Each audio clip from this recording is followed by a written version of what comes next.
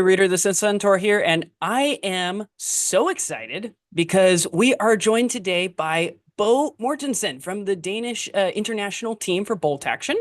I mean, if you don't, for whatever reason, if you don't know Bo, but you found my channel, first of all, I'm touched. But if you don't follow Bo, you really should. He gives really good tutorials on how to play bolt action. He's played at some of the highest levels of competition for bolt action. He's done very well at the top levels of competition for bolt action. So whereas I play very regionally, can't really get too far away from home because I've got small kids, Bo really has a pulse on what's going on, not just locally, but really across the world about bolt action. So we're very excited to have you here, Bo, and just wanted to interview you briefly about the new pack that you're looking at releasing and Yep. providing for us in third edition bolt action, and also just getting to know you a little bit better.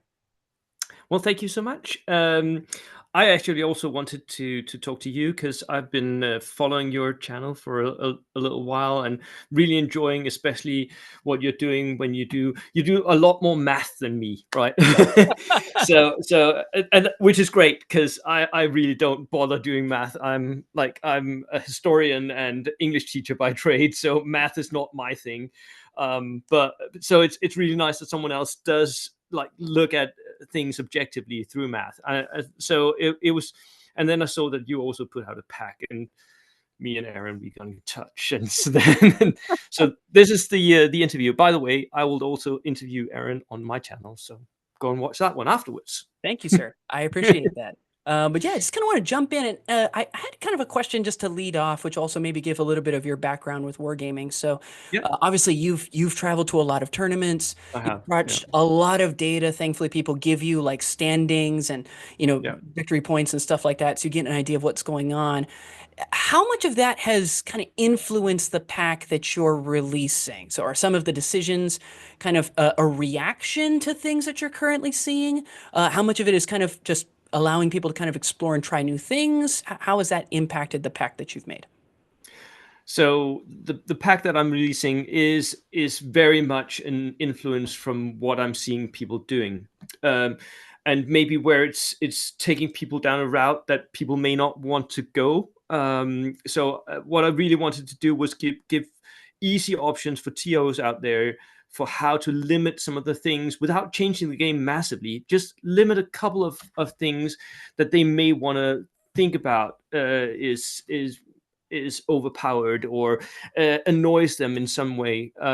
For me, the game needs to have the right balance, and it needs to strike the right tone for all the people playing at a certain event. And some of the things that we are seeing right now happening, and we saw that already in version 2, right?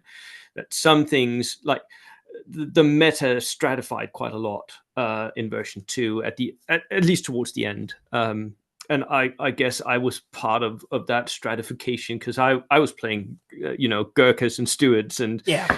um but I really started that way before that was like the main thing to do. My first army was like my first game. I had assault British, like so. So I immediately fell in love with that sort of part of the game, and I didn't know that was going to be the main meta of version 2, but it ended up sort of that. And I didn't want that to happen in version 3 as well. So some of the things that I'm looking at changing up is because of what I'm seeing is happening in the top levels of competition right now. So I've already gotten lists and stats from some of the top British competitions, from some of the top US competitions, from the Australian competitions, from the Euro competitions. I'm still lacking the Spanish ones, which Mm. is like the biggest one in Europe. But they are coming later this spring, so I hopefully will get access to some of that as well because I know the Spanish quite well. Um, and I'm seeing certain things just happen across the board very clearly. So, and I wanted to react to that, not in a way where I don't want to like make sure that everyone plays the game the way I want them to. No, I just want to give TOs the option of, if you want to make sure that not everyone just brings an armored platoon, then this is what you could do. That's basically what I'm trying to do with the pack. Most of it anyway. Yeah. Yeah. No, that's awesome. That's awesome. And I know that, as somebody who, like you mentioned earlier, I'd like doing a lot of maths and stuff like that. I appreciate kind of seeing like, interesting. So when people are running Soviets, they tend to place around here. When they build a list a certain way, Mm. maybe it looks a little bit different in terms of placements and rankings when they go somewhere else. And then, you also in your head just have to say like a really good player can probably make something work that other people wouldn't necessarily be able to make work. So, results will vary, right? Yeah, exactly. Which is healthy, I think, for any game. That it is about player skill. It's not just about the list building, but list building surely can't hurt. Yeah. Um, yeah. So toward that end, as I was looking at your pack, because my friends and I signed up to be one of the beta testers. Thank you so much for sharing it with us. We enjoyed our game last week. We got another one going on tonight. Um, Nice. and yeah, no, we're excited. It's been fun to test it, especially since like some of the scenarios specifically, Mhm. some of them are old favorites. Things like Yep. positions and sectors and seek and destroy and stuff like that. Yeah. Some of them are new. And Yeah. I hadn't seen any of them before. So are there any in particular that you just really love that you're really proud of? Yeah. The new missions is like my child. It's my baby in this process. A lot of the comp basically came out of a competition that we had in the Danish national team. We were going to a tournament, and I was like, so we looked at all the lists, and it's armored platoons again, and gun lines, and so what are we going to do? And the Danish team just gave me a bunch of ideas, and I sort of collected some of that. But the missions, that is purely me. So the mission that I'm proudest of, and I can say the name here, even though the pack is not out, is Secret Missions, Yep. which is a really interesting one where I borrowed the main idea from Infinity, the game, Mm-hmm. where you draw a secret mission and the opponent doesn't know what missions that you're picking because you draw a certain number of missions. And I haven't really settled on, right now it says 3 in the pack, and then you discard one and you keep 2. Maybe at some point we'll do draw 4 and discard 1 and keep 3. But and the opponent doesn't know what missions you're playing, which is really fun. You sit there, you're guessing what the opponent is doing, and you don't know. So there's a lot of things, a lot of moving parts, and I really like that one. I also like that we had one mission where we thought long and hard about smoke doesn't really matter. It really didn't matter in version 2, and I made it work. I won going into the World Championship. I won one of my games just purely by smoke. That was the thing that made me win the game.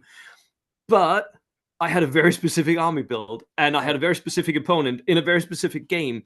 Could we make it like a little bit more interesting? And we simply made it part of one of the missions, and I really like that idea. And I think perhaps that's something that I want to look and explore more, the idea that you can do something with smoke in the missions and not necessarily in the army builds.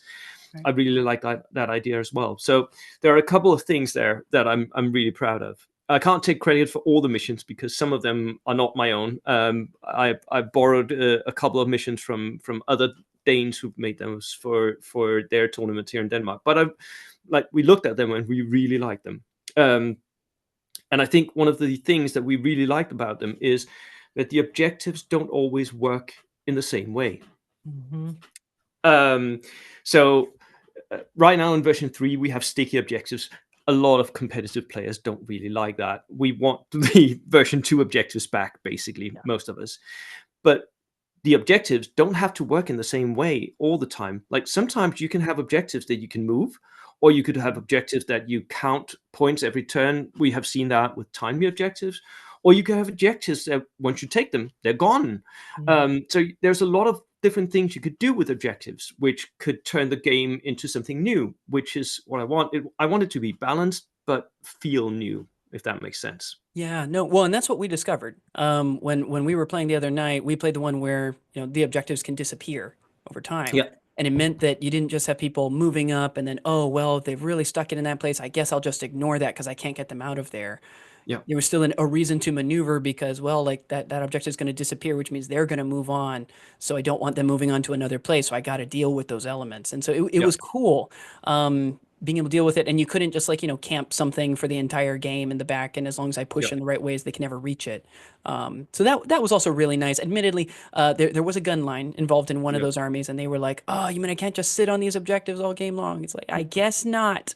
yeah, no. Guess not. So. Yeah. but that was I helpful. think a little bit of my anti-gunline bias shows in some of the missions, maybe. Sorry. No, I mean, again, I think all it means is there's gonna be less of a meta that develops around like, well, because this is how everything is always scored.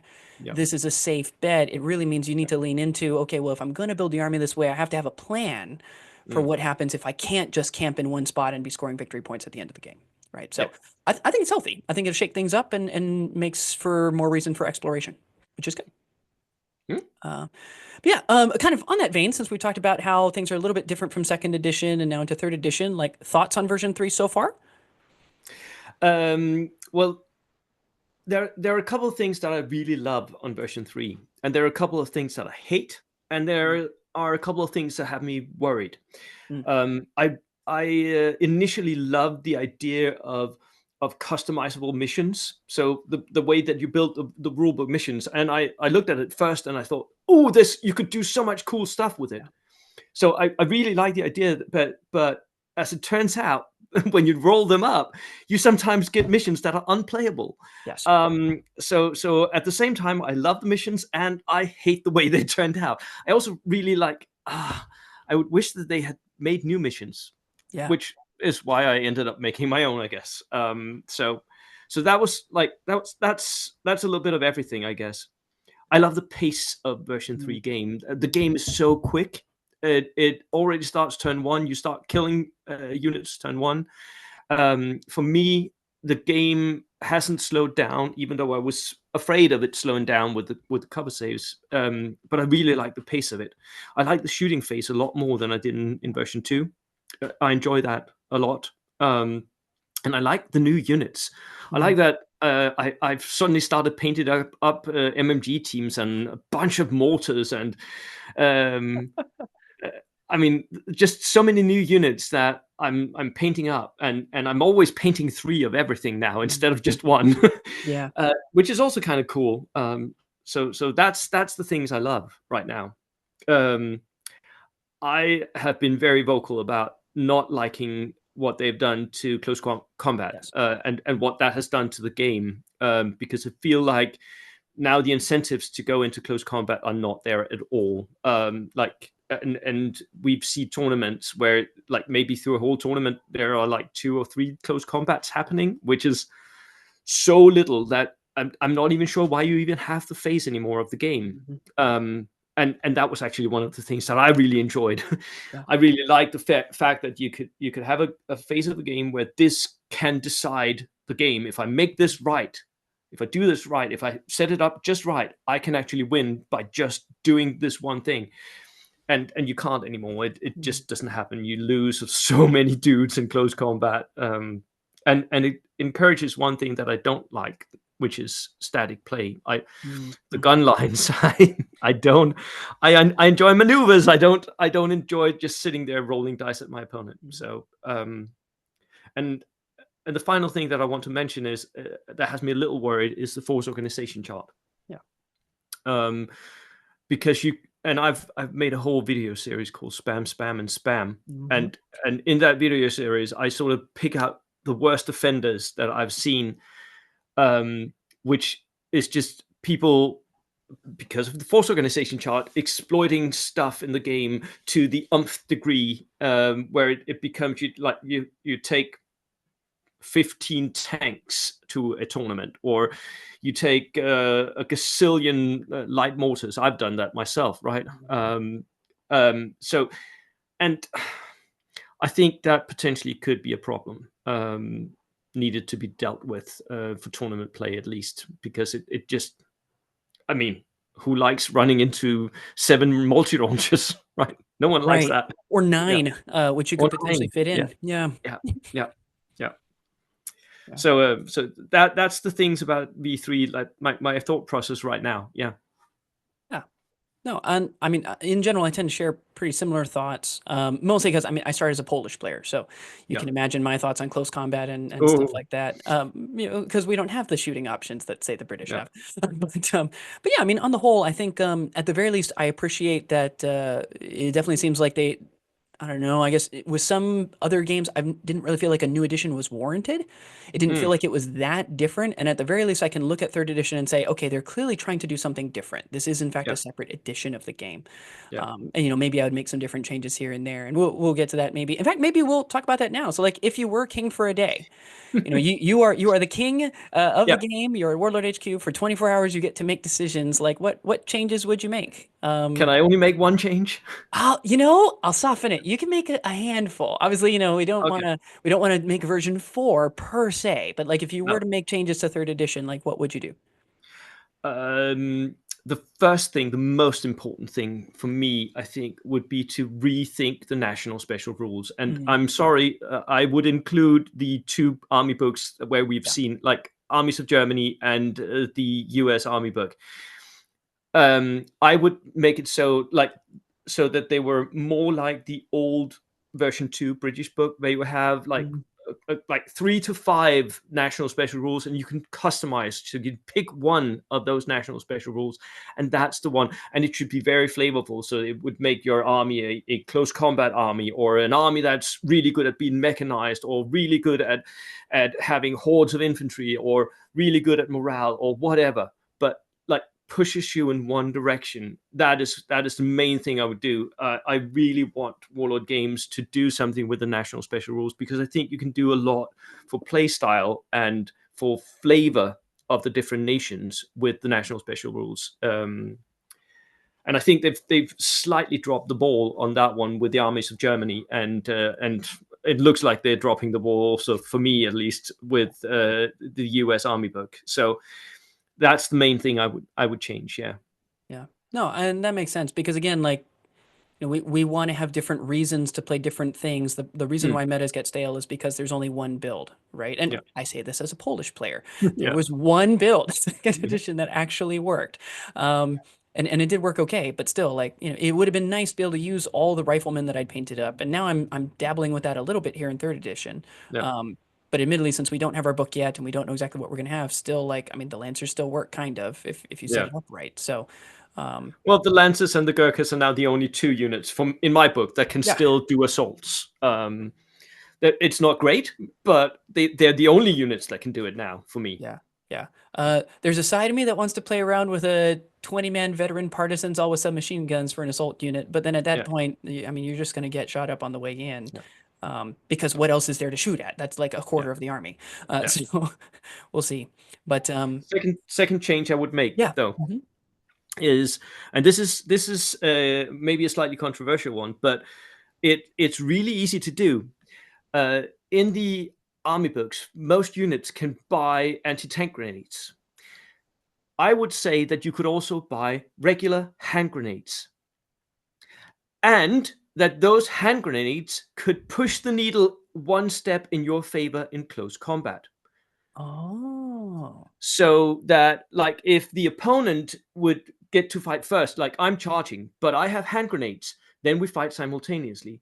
If the fight would be simultaneous, I have hand grenades, then the fight would go in my favor. If he has hand grenades, then it would go back to simultaneous. That, I right. think, and you could even, I mean, you could buy that, right? You could buy that ability, but that would mean investing in close combat, and it would mean that I could sort of build my army to make close combat an option.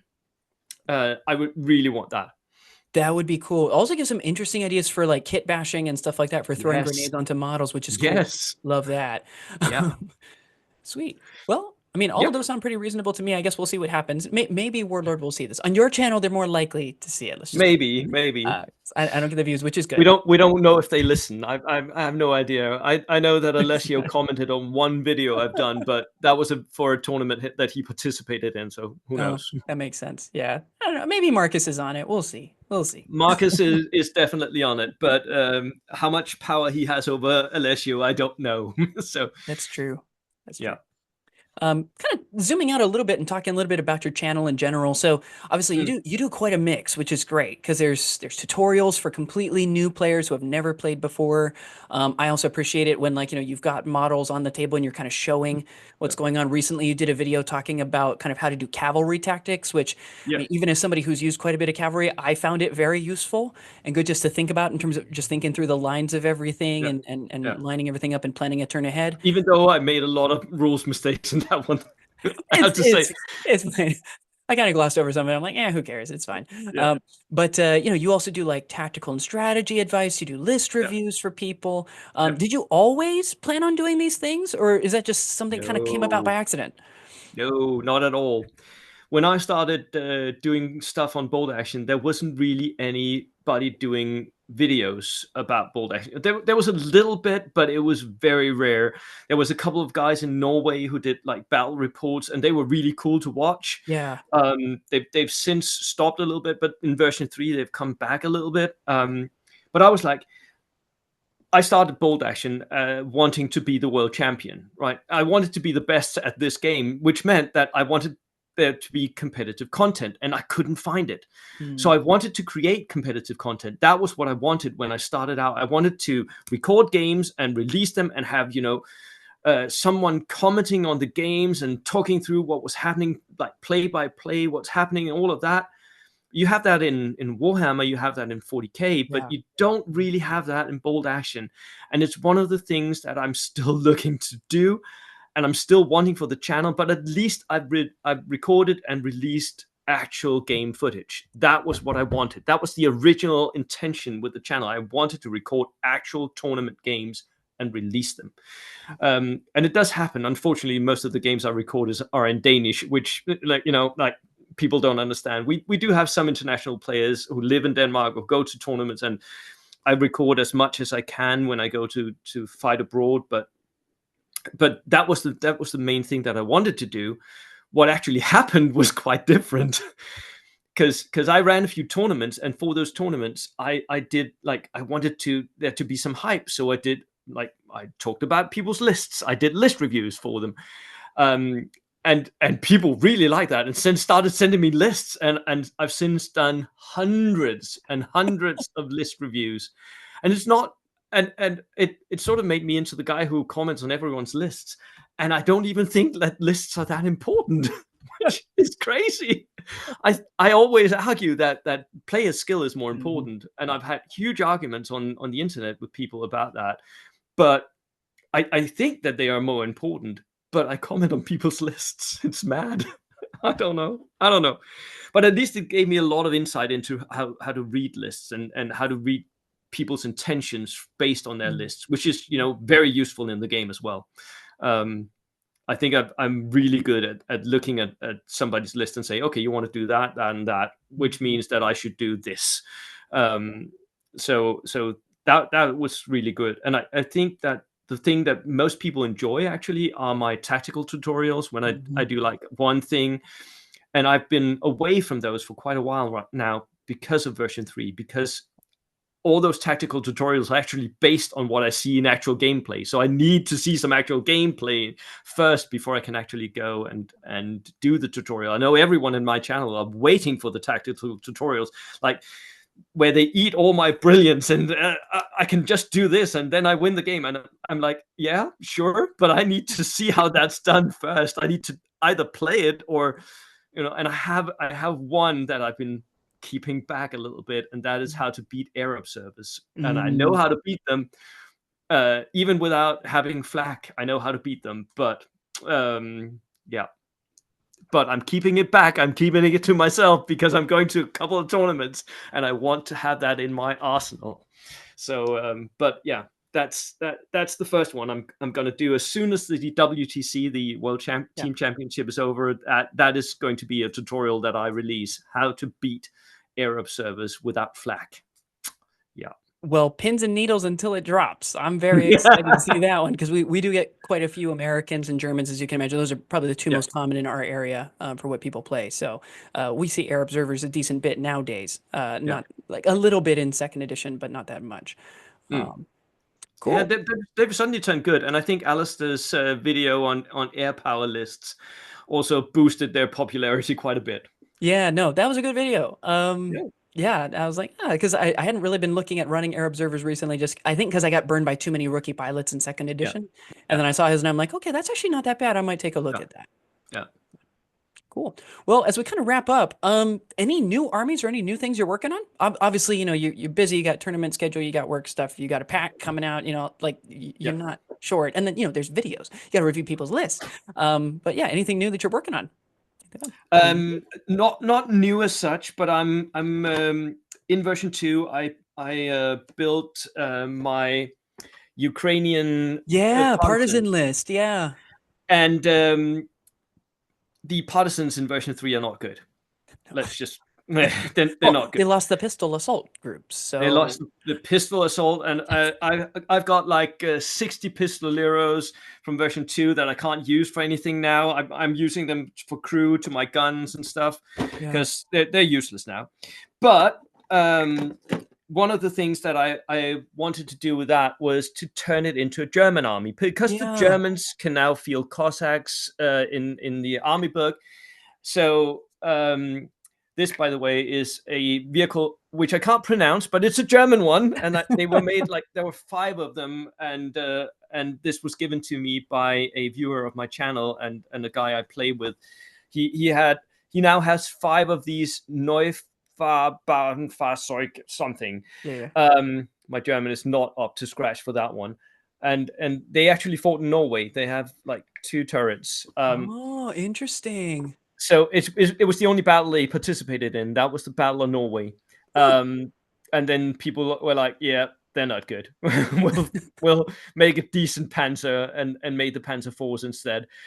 Um, but I'm looking to expand this into a German force. So using my partisans, because they're all in Axis uniforms anyway. Like they were painted up as what if Hitler had supported the Ukrainians instead of just ignoring them. Um, and I want to field them because they're my prettiest army. It's the one I've been spending the most time painting. So right now I'm painting extra dudes. I'm painting LMGs for them because I want to field them as Germans. Yeah. So that's going to happen, and I want more tanks for them. So Mm. if you have any good ideas for what German tanks I need to buy, then let me know, because right now I'm just looking at Panzer twos because Yeah, I mean, I tend to be a Panzer 1, 2, 3 person myself. yeah, Mostly because again, it is slightly cheaper. Recently, I mean, I've always been a heavy howitzer fan. I'm just gonna be honest with mm, you. Like I used, well, actually, I think I sent a couple of lists to you back in the second edition yeah, days that had you Polish did, armies yeah, with a heavy howitzer instead of the medium that everybody else was running. mm, So I've been enjoying the Panzer 1 Sig 33 Bison and running a couple yeah, of those just because you can move and shoot it if you really want to. But I mean, I'm honest. My German game sucks. I have a horrible, horrible percent win ratio with Germans right now. I think because I buy too many toys is my problem.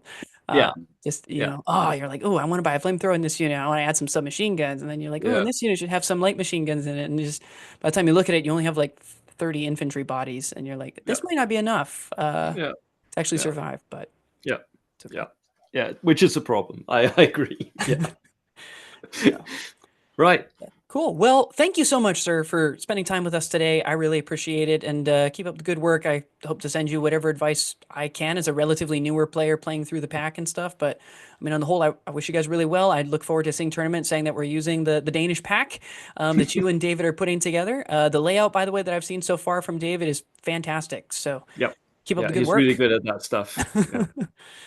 Cool. Well, thank you again, sir. I appreciate your time, and for all the Thank rest you. of y'all, we'll see you in the next one.